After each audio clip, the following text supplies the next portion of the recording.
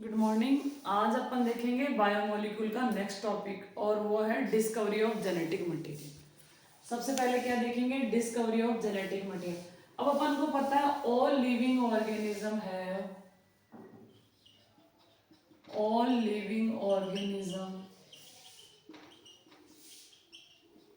Have genetic material is DNA. जितने भी living organism है उनका जेनेटिक मटेरियल क्या है? आपके डीएनए, एक्सेप्ट वायरस। अब जो वायरस है उनमें जेनेटिक मटेरियल डीएनए हो सकता है या आरएनए। अगर प्लांट वायरस है तो आरएनए होगा, एनिमल वायरस है तो क्या होगा? आपका डीएनए। अब देखो, जो डीएनए की डिस्कवरी हुई थी उससे रिलेटेड है ये वाला टॉपिक। तो डीएनए की डिस्कवर्ड किसने किया था? मिशर ने। Miescher discovered DNA. मिशर ने क्या किया था? डीएनए को डिस्कवर्ड किया था। और किस मेथड से किया था? क्रिस्टेलोग्राफी मेथड से किया था। एक मैकेनिज्म होता है क्रिस्टेलोग्राफी मेथड, उससे उसने क्या किया था? डीएनए को डिस्कवर्ड किया था। अब देखो, साइंटिस्ट ने माना कि डीएनए जेनेटिक मटेरियल है, इसको बहुत सारे एक्सपेरिमेंट से प्रूफ किया है। तो अपन पहला एक्सपेरिमेंट देखेंगे, ट्रांसफॉर्मिंग प्रिंसिपल। फर्स्ट एक्सपेरिमेंट है जिसका नाम है ट्रांसफॉर्मिंग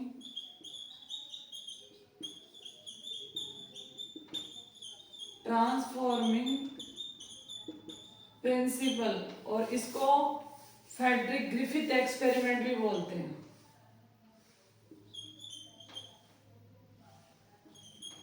फेडरिक ग्रिफिथ साइंटिस्ट का नाम है।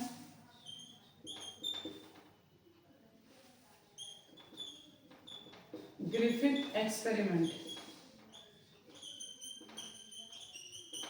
तो ये एक्सपेरिमेंट ये प्रूफ करता है कि कोई ट्रांसफॉर्मिंग एजेंट है जो इंफॉर्मेशन को क्या करता है? आपका ट्रांसफर करता है। तो ट्रांसफॉर्मिंग प्रिंसिपल या फेडरिक ग्रिफिथ एक्सपेरिमेंट। अब देखो, फेडरिक ग्रिफिथ ने क्या किया? आपके जो बैक्टीरिया होता है स्ट्रेप्टोकोकस न्यूमोनी, उसने क्या किया? स्ट्रेप्टोकोकस न्यूमोनी के 2 स्ट्रेन लिए। ध्यान से देखना, जो फेडरिक ग्रिफिथ है या जो ट्रांसफॉर्मिंग प्रिंसिपल है उसमें क्या किया? टू स्ट्रेन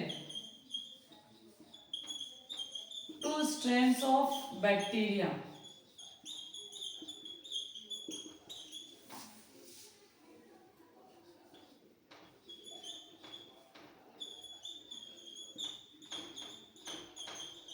न्यूमोनोकोकस, वो बैक्टीरिया जो न्यूमोनिया कोज करते हैं, उसके 2 स्ट्रेन लिए। स्ट्रेन का मतलब क्या होता है? जो बैक्टीरिया होता है उसकी जो सेल वॉल होती है, अगर आप उसको स्ट्रेनिंग कलर उसको कलर दें तो जो बैक्टीरिया किसी स्पेसिफिक स्ट्रेन से इसके स्ट्रेन हो जाएंगे वो ग्राम पॉजिटिव होंगे, जो नहीं होंगे वो क्या होंगे? आपके ग्राम नेगेटिव होंगे। तो जो आपके फेडरिक ग्रिफिथ है उसने जो न्यूमोनिया बैक्टीरिया है, न्यूमोनोकोकस या स्ट्रेप्टोकोकस न्यूमोनी, दोनों में से कोई सा ले सकते हो। न्यूमोनोकोकस ले सकते हो या स्ट्रेप्टोकोकस न्यूमोनी। दूसरा है आपका स्ट्रेप्टोकोकस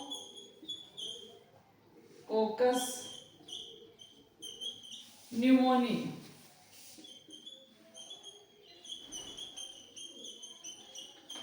इसके उसने स्ट्रेन लिए। अब इसमें क्या थे? 2 टाइप के स्ट्रेन थे। एक को बोला उसने आर स्ट्रेन और एक को बोला एस स्ट्रेन। आर का मतलब हो गया रफ, इसका मतलब क्या हो गया? स्मूथ। अब इसको समझो, फिर से अपन देखते हैं। जो फेडरिक ग्रिफिथ है या जो ट्रांसफॉर्मिंग प्रिंसिपल है वो क्या कहता है कि कोई ऐसा एजेंट है जो इंफॉर्मेशन को ट्रांसफर करता है। अब वो एजेंट कौन है, कैसा है, अपन को कुछ नहीं पता। तो फेडरिक ग्रिफिथ ने क्या किया? बैक्टीरिया न्यूमोनोकोकस और स्ट्रेप्टोकोकस न्यूमोनी, उसके 2 स्ट्रेन लिए। 2 स्ट्रेन में क्या था? एक स्ट्रेन था आपका रफ और दूसरा कैसा था? स्मूथ। जो रफ वाला स्ट्रेन था वो निमोनिया नहीं कर रहा था और जो स्मूथ वाला स्ट्रेन था वो निमोनिया कर रहा था। किसी भी एनिमल में अगर रफ स्ट्रेन डाला और स्मूथ स्ट्रेन डाला तो जो आर वाला स्ट्रेन है जिसको रफ स्ट्रेन बोला वो निमोनिया नहीं कर रहा, और जो एस वाला स्ट्रेन है जिसको स्मूथ स्ट्रेन बोला वो निमोनिया कोज कर रहा है। तो उसने क्या किया, इस एक्सपेरिमेंट को किस पे ट्रायल किया, आपके माइस पे। तो आप लोगों को पता ही होगा जो भी अपनी डिस्कवरी होती है, वैक्सीन हो, कोई मेडिसिन हो, कुछ भी हो, या कोई नई डिस्कवरी हो, तो वो सबसे पहले लोअर एनिमल्स पर ट्राई की जाती है। बैक्टीरिया है आपके, बैक्टीरियोफेग है, नॉन कोडेट्स है। तो इसने क्या किया, इतना एक्सपेरिमेंट करने के बाद इसने ये एक्सपेरिमेंट अप्लाई किया आपका माइस पे, चूहे पे एक्सपेरिमेंट किया, और कैसे क्या प्रूफ किया वो अपन हम देखते हैं।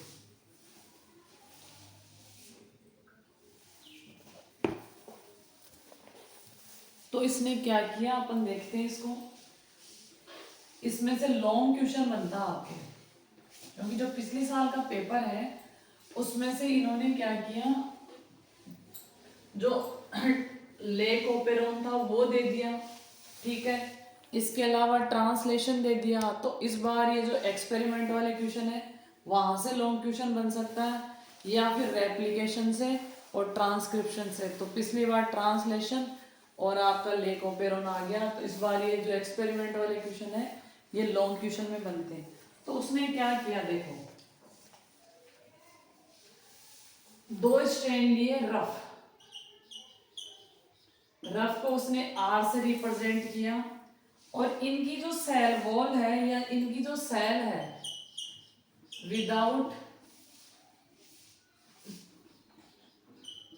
विदाउट म्यूकस, मतलब जैसे ये बैक्टीरिया है तो इसकी सेल में म्यूकस नहीं था, एक चिपचिपा सा सब्सटेंस नहीं था जैसे लेडी फिंगर या भिंडी में होता है। तो ये क्या था, इसमें एब्सेंट था। और जो आर वाला स्ट्रेन है, जो रफ स्ट्रेन है, ये निमोनिया नहीं करता है। तो अपन यहाँ ये भी लिख सकते हैं, जो आर स्ट्रेन है वो विदाउट निमोनिया है। और जो एस है जिसको स्मूथ कहा है इसने, ये एस है, इसकी सेल वॉल में सेल वॉल प्रेजेंट म्यूकस, इसकी सेल वॉल में क्या होता है आपका म्यूकस प्रेजेंट होता। अब देखो इसने क्या किया, फर्स्ट स्टेप में क्या किया, आर स्ट्रेन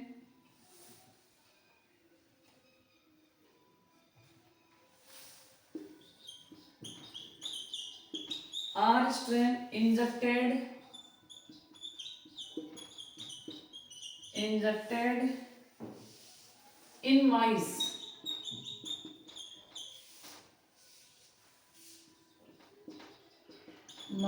सर्वाइव।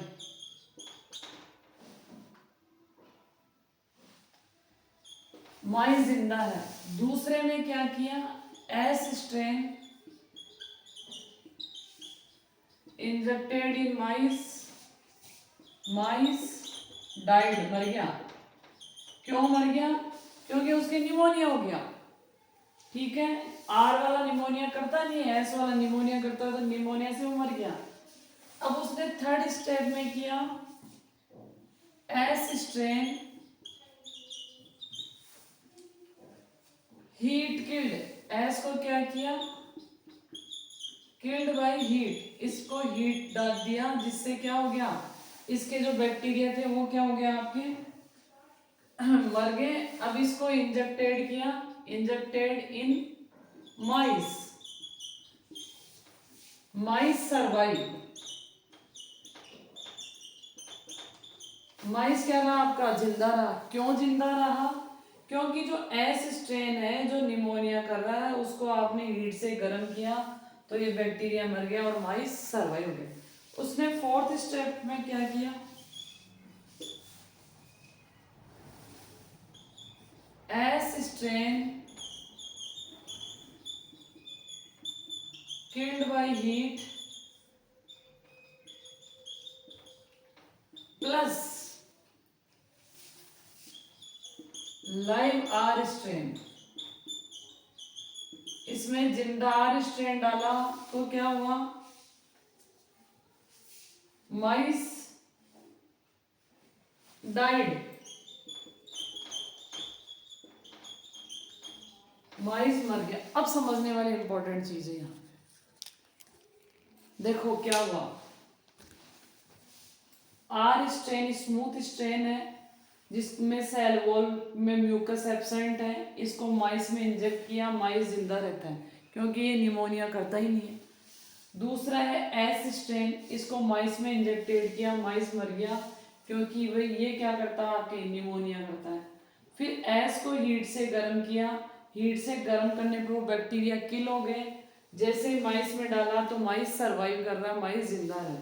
अगले स्टेप में क्या किया, एस जो हीट किल्ड था और उसमें लाइव डाला, जो जिंदा आ रहा था वो डाला तो माइस मर गया, जबकि आपको पता है नहीं मरना चाहिए।